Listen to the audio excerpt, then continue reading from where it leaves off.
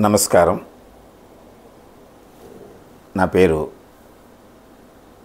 నాయుడు గోపాలకృష్ణ. సాముద్రిక శాస్త్రవేత్తను. ఈ సాముద్రిక శాస్త్రాన్ని సామాన్యులందరికీ అరచేయగలిగినటువంటి ప్రతి ఒక్క వ్యక్తి తన గురించి తాను తెలుసుకుని తన యొక్క జీవిత రహస్యాలను, భవిష్యత్తును, తన సామర్థ్యాన్ని, తనలో ఉండేటువంటి బలాన్ని, బలహీనతలను తెలుసుకుని తనపై తనకు అవగాహన కలిగించుకుని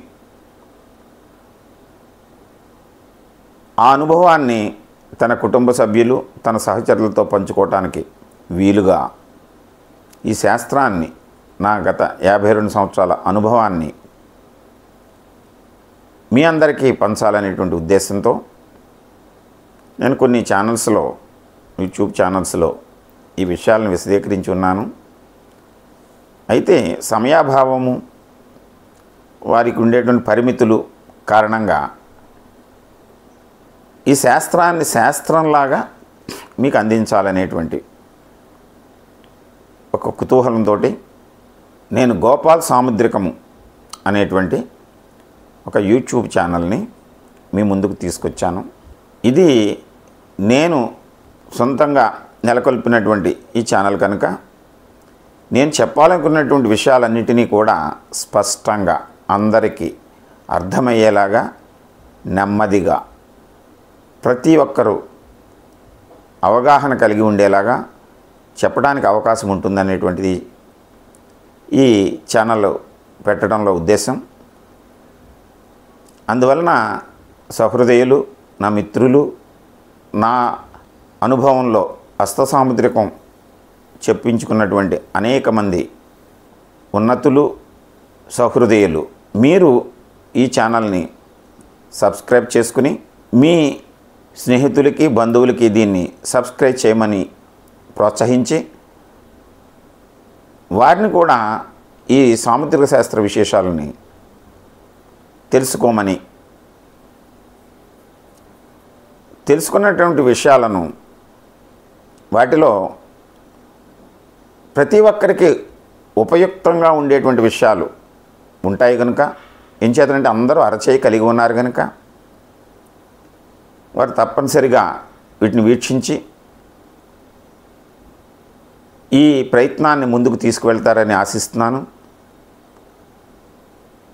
అంతేకాకుండా ఈ ఛానల్ ద్వారా మీరేమైనా విషయాలు మీ అనుభవంలోకి వచ్చినటువంటివి సాముద్రిక శాస్త్రపరంగా ఏమన్నా ఉత్పన్నమైనటువంటి ప్రశ్నలకు నేను మీకు తగు సమాధానాలు, సూచనలు ఇవ్వగలను. ఈ ఛానల్లో డిస్క్రిప్షన్లో నా నంబరు అది డిస్ప్లేలో కనిపిస్తూ ఉంటుంది. ఆ నెంబర్ని తీసుకుని మీరు ఏదైనా ఉంటే వాట్సాప్ ద్వారా నాకు తెలియపరచండి. సమయానుకూలంగా నేను వాటికి మీకు సమాధానాలు ఇస్తూ ఉంటాను. అందరికీ తెలియవలసినటువంటి విషయాలైతే నేను ఛానల్లోనే డిస్కస్ చేస్తూ ఉంటాను. ఉదాహరణలు, ప్రత్యక్ష నిరూపణలు కూడా దీంట్లో మీకు ఈ వీడియోల ద్వారా మీకు తెలియజేస్తాను, వివరిస్తాను. ఇది ప్రారంభం కనుక కొన్ని ఇంట్రడక్షన్ వీడియోలు మనం ఇలాగ చెప్పుకుంటూ తదుపరి డైరెక్ట్ సబ్జెక్ట్లోకి వెళ్తూ సబ్జెక్ట్ని కొన్ని సందర్భాల్లో వ్యక్తిగత విశ్లేషణను కూడా చేతుల్ని మీకు ప్రత్యక్షంగా చేస్తూ చూపించడానికి ప్రయత్నం చేస్తాను. ఈరోజు మనం అరచేతికి ఉండేటువంటి ప్రాముఖ్యత మన మహర్షులు చెప్పినటువంటి కొన్ని వాక్యాలు అరచేతిలో ఏమున్నాయి అనేటువంటి విషయాన్ని తెలుసుకుంటూ మనం ప్రధానంగా అరచేతిని మనం ఉదయం లేచి ఒకసారి మనం అరచేతిని దర్శించుకుని మన అరచేతిని మనం దర్శించుకోవటంలో ముఖ్య ఉద్దేశం ఏమిటి అంటే మన పూర్వీకులు చెప్పినటువంటి ఈ కరములు అత్యంత ప్రభావవంతమైనటువంటివి, ముఖ్యమైనటువంటి మన శరీర అవయవాల్లో ఇవి ఏ పనికైనా అది సృష్టించడానికి కానీ దాని స్థితిలో ఉంచడానికి కానీ వాటిని పూర్తి చేయడం అంటే లయం చేయడానికి కానీ ఈ చేతులే ఉపయోగపడుతూ ఉంటాయి. అంటే సృష్టి, స్థితి, లయ మూడిటికి కూడా ఈ అరచేతులు అవసరం. అయితే అరచేతులు ఆ కార్యాలను నిర్వర్తించడానికి ముందు సృష్టి, స్థితి, లయలు ఈ మూడిటికి చెందినటువంటి భావనలు మన మెదడులో నిక్షిప్తమవుతాయి, అక్కడ రూపుదిద్దుకుంటాయి. ముందు భావన ఏర్పడుతుంది, దానిపైన ఆ భావనలను మనం విస్తరించి విశదీకరించి ఆచరణలోకి తీసుకొస్తాం. ఆచరించినటువంటి అంశాలను నిలబాటుగా ఉంచడానికి ప్రయత్నం చేస్తాం. నిలబాటుగా ఉంచేటువంటి అంశాలను అది పూర్తయిన తర్వాత, పని పూర్తయిన తర్వాత దాన్ని తొలగించడానికి ప్రయత్నం చేస్తాం. అంటే సృష్టి జరుగుతోంది, కొంతకాలం స్థిరంగా ఉంటుంది, తర్వాత అవి అంతరించిపోతున్నాయి, తొలగిపోతున్నాయి. అంటే మనం ప్రతి పనిలోనూ, ప్రతి విషయంలోనూ జీవితంలో ఏర్పడుతున్నటువంటి అనేక విషయాలు, ఉదాహరణకు మీకు మన ఇంటి దగ్గర ఒక ఫంక్షన్ చేసుకుంటున్నాం అనుకోండి, ఒక పందిరి వేయాలి. ఆ పందిరి వేసి ఆ పందిరిలో ఒక వేదిక కట్టి ఆ వేదిక మీద ఈ కార్యక్రమాన్ని నిర్వహించి అదే అంతా పూర్తయిన తర్వాత దాన్ని మనం తీసేస్తూ ఈ ప్రణాళిక అంతా ముందు మన మనస్సులో, మన బుద్ధిలో రూపుదిద్దుకుంటుంది. రూపుదిద్దుకున్న తర్వాత ఆ ప్రణాళికకి అనుగుణంగా మనం మన చేతులకి వాటిని ప్రసారం చేస్తాయి. అప్పుడు ఆ పందిరి ఎలా వేయాలి, రాటలు తేవటం, దాన్ని తవ్వటం, పందిరిని తయారు చేయటం. పందిరి వేసాం అంటే సృష్టి చేసాం, అక్కడ వేదిక వేసాం, దాన్ని సృష్టించాం అక్కడ. ఆ తర్వాత ఆ కార్యక్రమం అయ్యే వరకు కూడా దాన్ని నిలబాటుగా ఉంచి మధ్యలో ఏదైనా అవాంతరాలు వస్తూ ఉంటే దాన్ని సరిచేస్తూ ఇవన్నిటినీ చేతులు చేస్తూ ఉంటాయి, అలంకరణ చేస్తాయి. అవసరమైనటువంటి ఇతర సౌకర్యాలను కలగజేస్తూ ఉంటాం. మనం కుర్చీలు తెస్తాం, మైకులు పెడతాం, అన్నీ చేతులతోటి బిగిస్తూ ఉంటాం, వైర్లు బిగిస్తాం, దండలు వేస్తాం, అన్నీ చేస్తాం. అంటే ఈ వేదికను ఈ చేతులు అక్కడ సృష్టిస్తున్నాయి. ఆ వేదిక నిలబాటుగా ఉండేటట్టు, స్థితిలో ఉండేటట్టు చేస్తున్నాయి.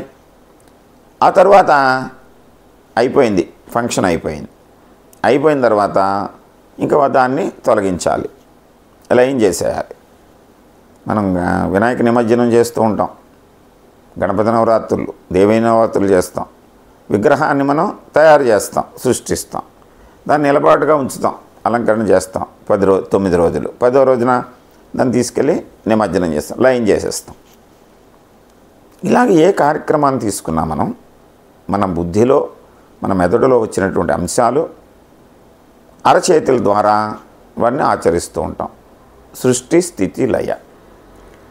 అయితే సృష్టి, స్థితి, లయ ఈ మూడిటికి మనం 3 మూర్తులను మనం కొలుస్తూ ఉంటాం.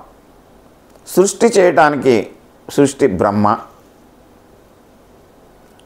నిలబాటుగా ఉంచడానికి, స్థితిలో ఉంచడానికి విష్ణువు, పూర్తి అయిపోయిన తర్వాత దాన్ని తీసుకెళ్ళిపోవడానికి, లయం చేయడానికి లయకారకుడు శివుడు. సృష్టికారకుడు బ్రహ్మ, స్థితికారకుడు విష్ణు, లయకారకుడు మహాశివుడు. ముగ్గురిని మనం ఆరాధిస్తూ ఉంటాం. అయితే ఈ ముగ్గురు సృష్టి జరగాలంటే జ్ఞానము కావాలి. మనకి ఏదైనా ఓ పని చేయాలి అంటే నాలెడ్జ్ ఉండాలి.